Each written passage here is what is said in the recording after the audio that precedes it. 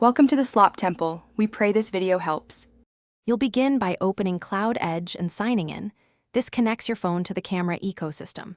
Once logged in, make sure your phone is on the 4 GHz Wi-Fi you want the camera to use because most devices won't accept 5 GHz.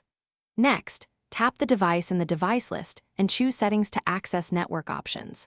While doing that, verify you have the SSID and password for the new network ready so you won't stall during the change process.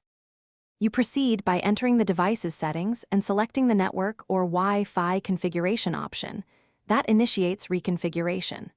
Once you choose Change Wi-Fi, Cloudedge may prompt for QR pairing or sound pairing. Follow the on-screen animation to push credentials to the camera.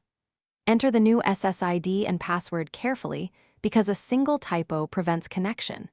If the app asks, allow location and Bluetooth permissions so discovery and setup complete reliably. When the app shows success, the device will try to join the new network. Finish by confirming the camera's status inside Cloudedge. It should report online within a minute. If it stays offline, power cycle the camera and your router, then verify router settings such as MAC filtering or DHCP capacity, which can block new devices. Make sure the phone remains on the same 4 GHz network while confirming. If nothing connects, perform a factory reset on the camera and redo the configuration steps. That clears stale credentials and often resolves persistent network pairing issues. Thanks for watching. Consider subscribing if we helped you.